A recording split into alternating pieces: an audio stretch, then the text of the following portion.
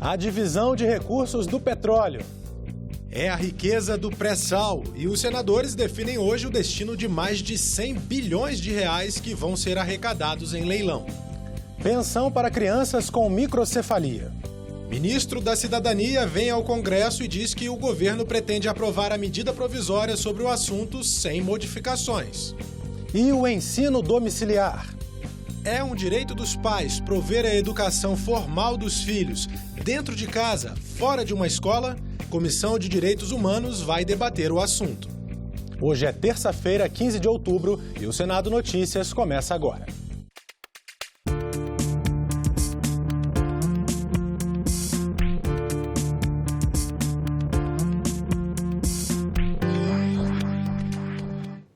Olá, um bom dia para você.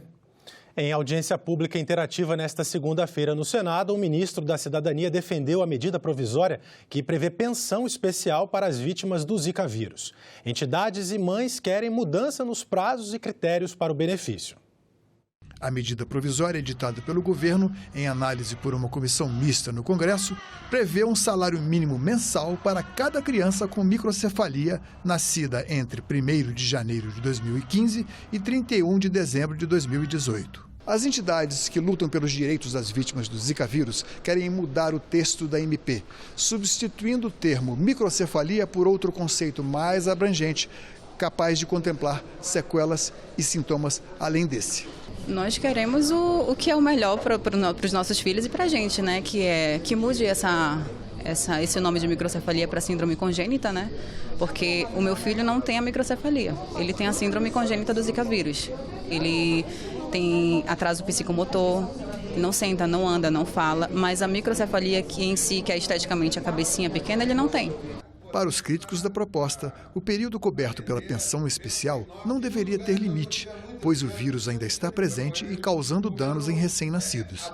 E o benefício seria estendido a todas as vítimas, independente da renda familiar. A vida, ela fica em torno da criança, então como é que vai levar? Eu acho que a gente tem que facilitar isso e ampliar para mais crianças que tenham isso numa mesma família, só é para uma. Então, como é que ficam as outras? O ministro da Cidadania argumentou que qualquer ampliação de prazos, valores e cobertura de contemplados enfrentaria resistências do Ministério da Economia e poderia ferir a lei de responsabilidade fiscal.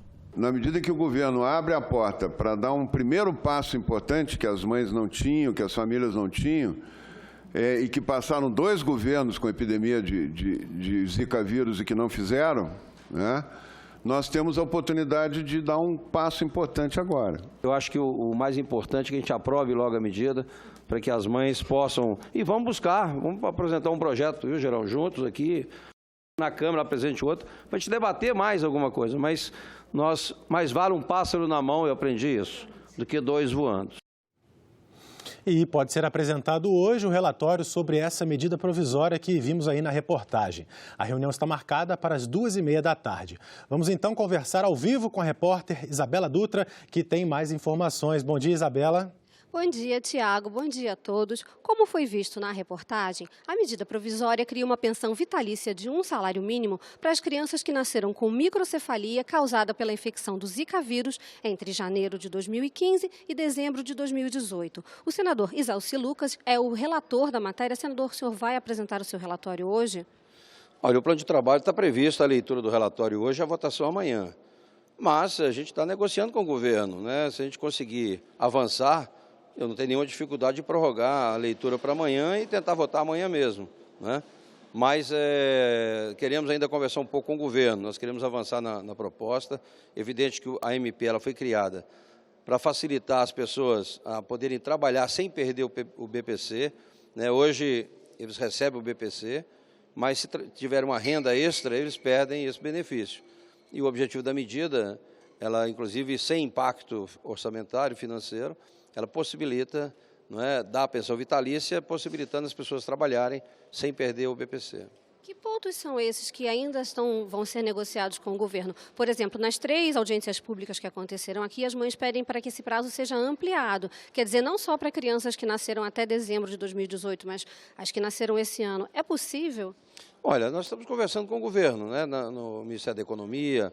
O ministro Osmar Terra tem se esforçado muito também para atender uma série de reivindicações, mas a gente tem essa questão da lei de responsabilidade fiscal, a questão orçamentária, né? O que a gente está tentando estender é outros, além da microcefalia, né? Outros congêneres com a origem também do Zika vírus, né? E temos alguns detalhes ainda que a gente está tentando negociar, como essa questão levantada.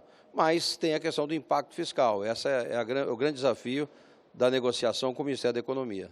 E essa questão da condição ser uma pessoa que recebe o benefício de prestação continuada, isso é negociável ou não? Na prática, hoje eles já recebem, já estão todos cadastrados, evidentemente. Agora, com a possibilidade de transformar isso em pensão vitalícia, eles podem buscar outras alternativas de trabalho, outras rendas, sem comprometer essa renda que passa a ser vitalícia, não é? E não é passível de redução ou de corte, não é? Então esse benefício deve continuar sendo para pessoas que recebam o BPC? Todas, evidente que tem que estar já recebendo o benefício, né? A gente transforma esse benefício em renda vitalícia, né? Exatamente para possibilitar, porque hoje quem recebe o BPC e tiver uma outra renda pode comprometer e acaba perdendo o BPC. A renda vitalícia é exatamente para que as pessoas possam buscar outras rendas sem o risco de perder esse benefício. Tá certo. O Tiago tem uma pergunta para o senhor lá do estúdio. Pode fazer, Tiago. Bom dia, senador. Bom dia, Isabela, novamente, né? Eu queria que você perguntasse para ele sobre os novos casos de microcefalia causada pelo Zika vírus. São 449 apenas até esse mês de setembro aí, que passou, segundo o Ministério da Saúde. Essas pessoas vão acabar ficando de fora desse benefício? Então, ele disse que são 449 casos de microcefalia até setembro desse ano e está perguntando se essas pessoas vão ficar de fora desse benefício ou não, o que o senhor já está um pouquinho explicando, né?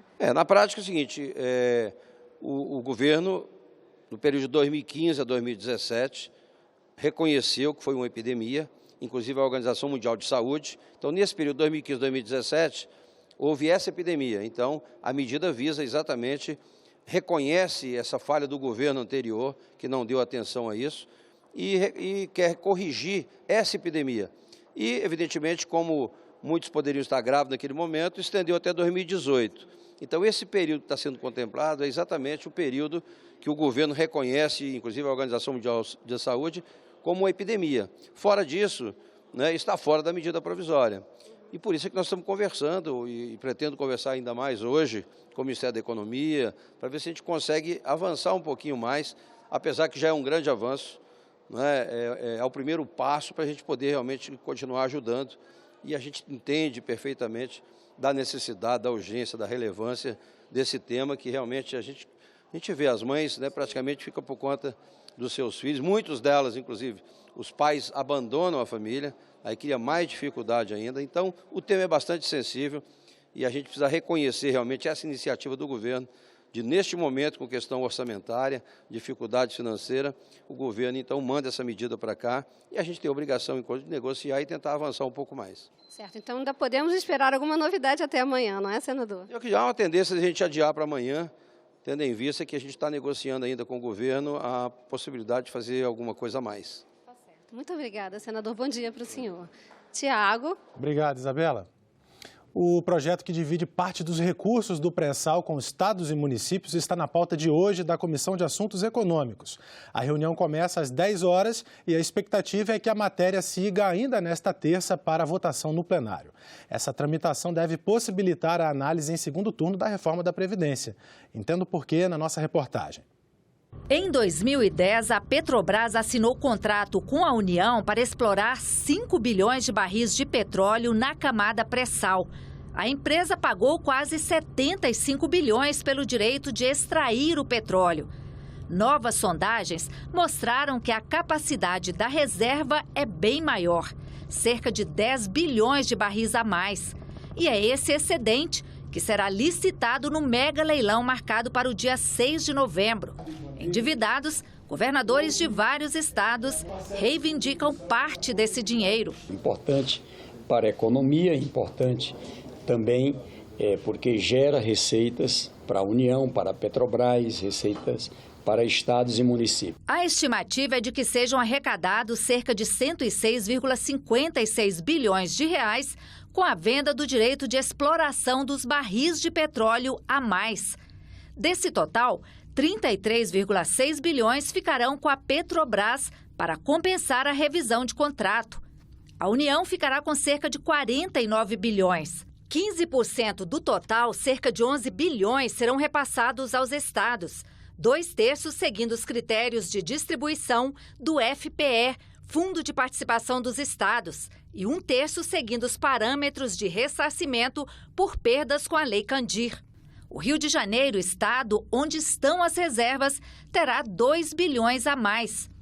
Os municípios também receberão cerca de 11 bilhões, que serão repassados pelos critérios do Fundo de Participação dos Municípios. Isso para construir uma proposta mais harmônica entre todos os estados da federação, beneficiando os estados do Norte, Nordeste, Centro-Oeste, Sul e Sudeste, priorizando a alocação desses recursos para o equilíbrio das contas previdenciárias, no segundo momento para investimento e no terceiro momento para despesas de precatório de natureza alimentícia. A proposta faz parte do Pacto Federativo. A divisão dos recursos da exploração do excedente do pré-sal está dentro das medidas reivindicadas pelos estados para ajudar a resolver a crise fiscal. E na pressão por essas medidas entrou a reforma da Previdência.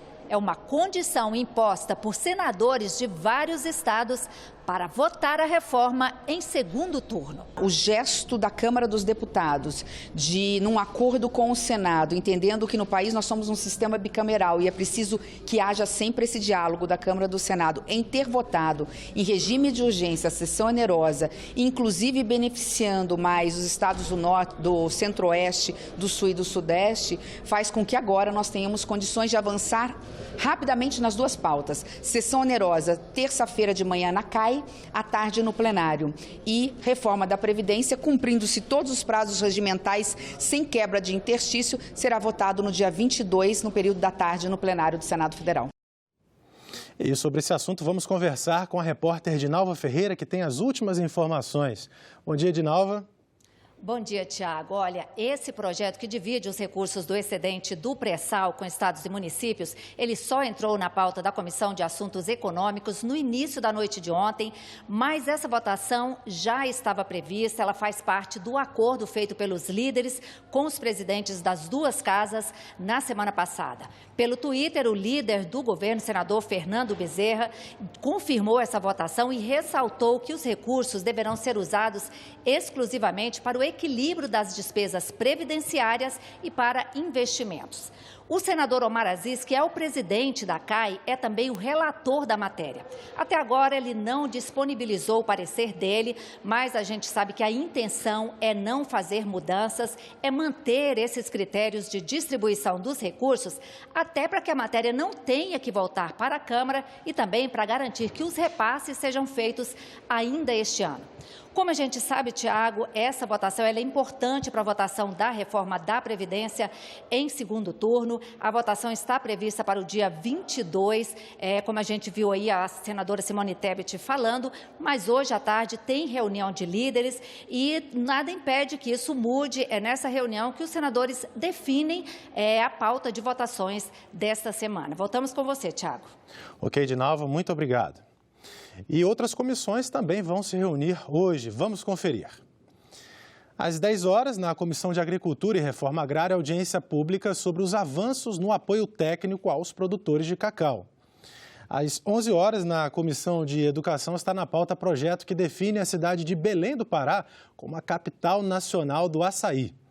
E às 2 da tarde, na Comissão de Meio Ambiente, vai ser realizada audiência pública sobre grilagem, regularização fundiária, desmatamento, queimadas e mecanismo de fiscalização na Amazônia. A reforma da Previdência dos Militares, que está em análise na Câmara, vai ser tema de audiência pública na Comissão de Direitos Humanos do Senado nesta terça-feira, daqui a pouquinho, às 9 horas da manhã. Para especialistas, os militares estão tendo privilégios em relação à reforma da Previdência dos civis.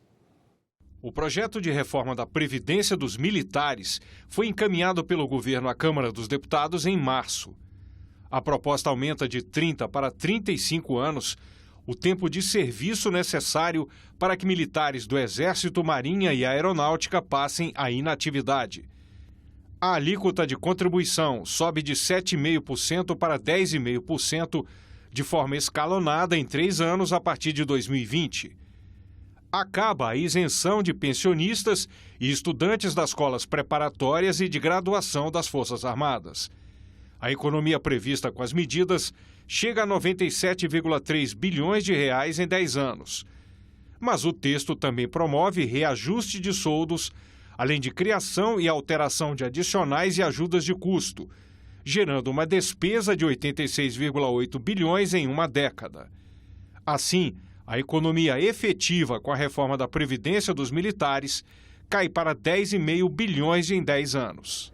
Para este especialista em Previdência, o governo com essa proposta estabeleceu privilégios para os militares. Fica dissonante do resto da reforma da Previdência. A reforma da Previdência está retirando direitos de todas as classes sociais. E dos militares está aumentando um pouco o tempo de contribuição, porém aumentando o soldo, o que é incompatível com a regra e com a lógica que nós estamos tratando agora na reforma da Previdência. O projeto pode ser votado numa comissão especial da Câmara nesta terça-feira. Se aprovado, pode vir direto para o Senado, se não houver requerimento de 51 deputados, para que seja votado em plenário. Uma emenda ao relatório incluiu policiais militares e bombeiros na reforma. O projeto de lei que está na Câmara, que vai vir para o Senado daqui a pouco, provavelmente vai enfrentar problemas, inclusive, com os militares dos estados e dos municípios, que vão ter um aumento do tempo de contribuição, mas não vai ter um aumento do soldo. Então, tudo isso vai gerar ainda uma confusão de isonomia muito grande no país. De acordo com o Ministério da Defesa, os militares merecem tratamento diferenciado, porque não têm direitos trabalhistas e podem ser convocados para defender o país, mesmo na inatividade. Você vai dizer para esse militar, olha, a partir de agora você não vai para a inatividade, você vai ser aposentado, você vai estar num regime geral, num regime próprio. Ou seja, ele passou a vida toda sem os direitos trabalhistas e no final ele vai ser tratado como um trabalhador comum. Então é importante ressaltar que os militares não são melhores nem piores que o trabalhador, todos aí trabalham, né, em prol do nosso país, porém nós temos essas peculiaridades que nos tornam diferentes, nem melhores nem piores, mas diferentes, né, que têm que ser consideradas no final da nossa carreira.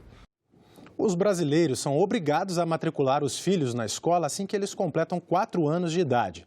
Mas existe um debate no Congresso para que os responsáveis tenham a opção de educar as crianças em casa. Nesta terça-feira, a Comissão de Direitos Humanos vai fazer uma audiência pública sobre uma das propostas relacionadas ao tema.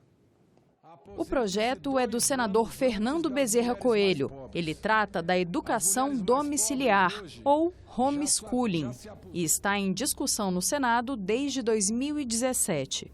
O texto altera o Estatuto da Criança e do Adolescente e a Lei de Diretrizes e Bases da Educação. A prática é regulamentada em mais de 60 países, como Estados Unidos, Canadá, Portugal, França, Reino Unido e Finlândia. Esse professor morou nos Estados Unidos, estudou o modelo norte-americano, mas faz ressalvas em relação ao ensino em domicílio. Vai ser extremamente seletivo, porque só pode entrar nesse programa pais que tenham condições de cuidar dos filhos em casa, mesmo que para isso eles contratem especialistas, né? Então não vai equalizar a oportunidade. Vamos nos afastar mais ainda dessa expectativa popular de que a educação tem que cuidar da desigualdade, diminuir a desigualdade e não exacerbar. Um programa desse vai exacerbar. Quem optou pela prática garante que a socialização das crianças não fica comprometida e que os resultados alcançados pelos alunos que estudam em casa são superiores aos dos que vão para a escola. Os alunos educados em casa têm de 15% a 30% melhores resultados acadêmicos do que aqueles que estudam em escolas convencionais. No Brasil, o que nós podemos dizer? A gente ainda não tem uma casuística, mas nós temos pelo menos 100% de aprovação nas provas do governo, né? O ENSEJA do ensino fundamental, o ENSEJA do ensino médio. Aqui no Senado existe mais de um projeto sobre o tema, como o que pretende deixar claro no Código Penal que se a criança não frequentar a escola, os pais não estarão cometendo crime de abandono intelectual caso ensinem os filhos em casa. No primeiro semestre deste ano, o governo também enviou uma proposta sobre o homeschooling ao Congresso.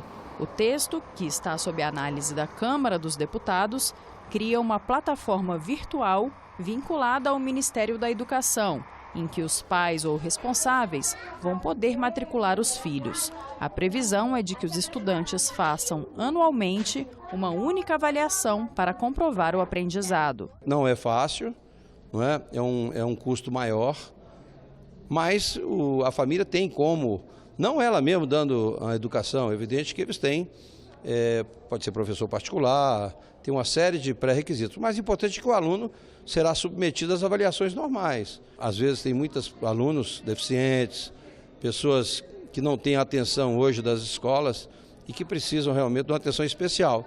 A audiência marcada para esta terça-feira na Comissão de Direitos Humanos é uma sugestão da senadora Soraya Tronic, relatora da proposta na comissão.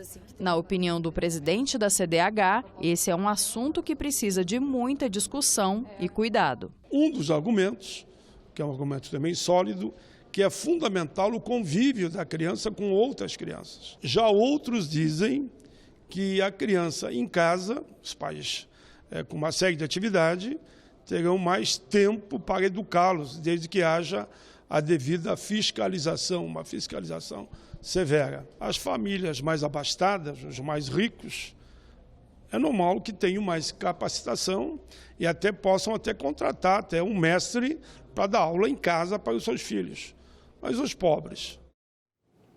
E se você quiser participar do debate sobre ensino domiciliar, ele terá caráter interativo.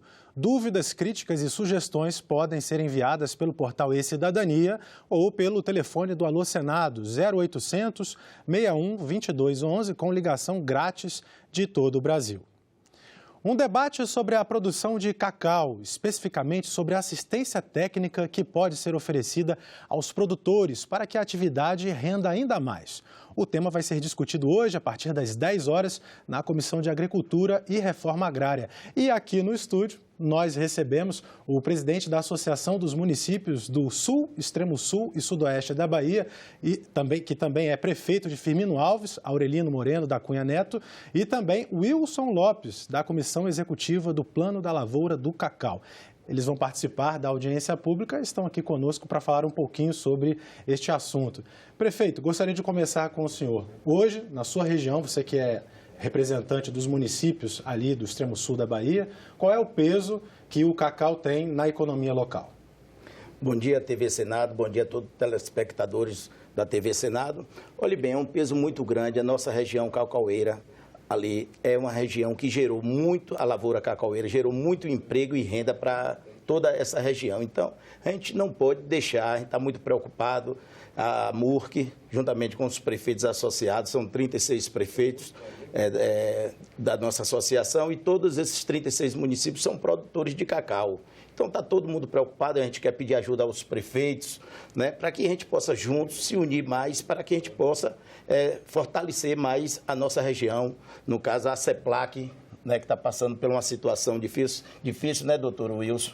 Doutor Wilson, que é pesquisador, né, da CEPLAC, precisa de mais investimento na CEPLAC para que possa melhorar as pesquisas, para combater as pragas que vêm prejudicando a lavoura cacaueira na nossa região. Prefeito, vou começar um pouquinho com o nosso pesquisador. Quais são os problemas, então, do nível científico que estão dificultando a produção de cacau hoje no Brasil? Os grandes desafios hoje da CEPLAC, do Brasil, né, é resolver problemas com doenças, por exemplo. Tem doenças extremamente sérias que a gente ainda lida com elas, embora a gente avançou muito em termos de desenvolvimento de clones. Também fomentamos o desenvolvimento de chocolates, né, ou seja, a CEPLAC investiu muito forte de não só exportar cacau, mas exportar chocolate no futuro. E hoje nós temos 80 marcas na região e isso tudo vem acontecendo. E estamos investindo muito forte agora numa nova doença que não existe no Brasil, mas é uma extremamente forte ameaça ao país, né, chamada monilias do cacaueiro, e que nós estamos trabalhando muito, correndo muito para ver se a gente anda à frente dessa doença. O senhor falou sobre clones. Poderia explicar um pouquinho mais sobre isso? Clones são plantas de cacau, no caso, plantas de cacau que produzam mais e que peguem menos doença, que não são tão afetadas pela doença. Nós já temos alguns desses clones ou variedades de cacau que são extremamente produtivas e que pode fomentar programas hoje na região para aumento de produtividade. Perfeito. Prefeito, como é que está a situação social das pessoas que trabalham com o cacau. A gente lembra, na década de 90, houve uma novela muito famosa aqui no Brasil, em que os atores ficavam ali pisando no cacau. Passava uma sensação que era um trabalho bastante exaustivo para aquelas pessoas. Como é que isso, a realidade hoje? Mudou ou vai mais ou menos no mesmo esquema? Vai no mesmo esquema, mudou, melhorou mais um pouco, né? Mas está naquele mesmo esquema. Tem hoje mais facilidade, né, para produzir, secar o cacau, essas coisas. Hoje tem mais facilidade, né, na quebra, em tudo do cacau. Mas é uma lavoura que trouxe muito emprego e renda, então é uma lavoura que precisa ser melhorada mais, essa lavoura cacaueira.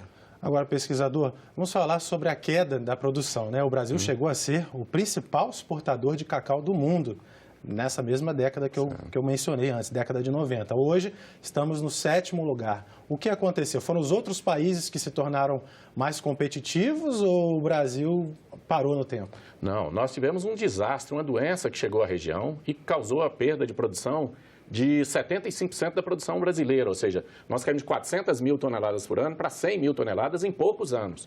E não só isso, não só o impacto econômico, mas foram demitidas 200 mil pessoas na região. O cacau é plantado sob sombra da Mata Atlântica, né? Então houve muito corte também da Mata Atlântica, né? Diga-se de passagem, cacau é uma das culturas amazônicas mais bem estudadas, né? Graças ao trabalho da CEPLAC desde os anos 50, 60 aí, que começou, né? Então, foi graças a infelizmente, a essa doença que chegou. E nós estamos preocupados com uma outra que pode chegar, tomara que nunca chegue. E nós estamos trabalhando muito rápido para prevenir e evitar esse mesmo impacto que a vassoura de bruxa, essa outra doença, causou na região. E aí, nesse caso, para a prevenção, os senhores desejam um aporte maior de recursos na área de extensão rural, pesquisa, é isso? Seria isso? Certamente, precisa investir mais em pesquisa, em extensão, porque isso não é gasto, isso é investimento. Ou seja, o retorno disso, você pensar que o país perdeu 300 mil toneladas por causa de uma doença, isso precisa ser investido e fortalecer as instituições. Essas instituições hoje, pelo nível dos seus pesquisadores, estariam completamente preparadas para fazer frente a essas pragas caso houvesse esse investimento? Certamente, nós estamos fazendo isso até com pouco investimento, nós já temos o maior programa de pesquisa preventiva de uma árvore no mundo, ou seja, mesmo com um pouco investimento. Ou seja, nós podíamos avançar muito mais rápido se tivesse investimento. Mas também investimento para o produtor, porque, na realidade, não basta nada eu ter essa tecnologia e o produtor saber dela e ele não ficar impossibilitado de usá-la. Agora, em relação, aí eu pergunto para os dois, né? O cacau brasileiro, a qualidade do cacau brasileiro, né? A gente vê muitas vezes as pessoas consumindo chocolate suíço, mas às vezes lá na Suíça não existe nenhum pé de cacau, né? Muitas vezes é o cacau que sai daqui, coisa que acontece também com o café brasileiro que vai para outros países. Eu queria que os senhores comentassem isso, como é que o Brasil pode agregar mais valor ao seu cacau. Tá. Eu vou começar. Na realidade, a CEPLAC tem investido muito em mudar essa realidade. Desde mandando pesquisadores lá para fora, nós mandamos pesquisadores para a França, Itália, principalmente para ver que tipo de cacau eles precisavam. Por que eles não importavam tanto do Brasil? O Brasil não tinha a fama de país produtor de alta qualidade, mas era uma coisa simplesmente mística, não existia respaldo para isso, né? Mandamos pesquisadores para lá, começamos a desenvolver no país fortemente o estímulo, treinamento de pessoas, incubação de microempresas para desenvolver fábricas de chocolate. Hoje nós temos 80 marcas na região e estamos exportando pequenas máquinas que foram desenvolvidas nesse contexto, graças à interação da CEPLAC com iniciativa privada. No futuro próximo, nós não vamos estar importando chocolate, nós vamos estar exportando chocolate. Chocolate brasileiro de qualidade. Chocolate brasileiro de qualidade. Prefeito, agora me diga o seguinte, quando o senhor lá administrando a sua cidade, sobra dinheiro para investir nesse tipo de ação junto à lavoura cafeeira, ou atualmente o seu município tem que se preocupar realmente mais com aquelas áreas, vamos dizer assim, essenciais, saúde, segurança e educação? Com certeza. Meu município é um município pequeno. O município de Firminópolis é um município de 0,6, um dos menores do Brasil, né? Então, não temos condições. Como você falou, os investimentos nessa área de educação, saúde, segurança pública, né, o social do nosso município, para investir na lavoura cacaueira, a gente tem que buscar outras alternativas, né, do governo federal, que precisa investir muito na CEPLAC para não deixar a CEPLAC cair mais do que o que já caiu, porque os produtores de cacau estão precisando de investimento, porque a queda do cacau com as doenças da lavoura cacaueira diminuiu muito a renda dos produtores e os produtores estão precisando realmente de investimento. Muito obrigado pela participação dos senhores, o tempo é curto, 9 horas da manhã em Brasília, mas às 10 horas, então, vocês estarão também aqui sendo transmitidos pelas redes sociais da TV Senado, youtube.com/TV Senado ou senado.leg.br/TV, aprofundando esse debate que nós trouxemos com exclusividade aqui.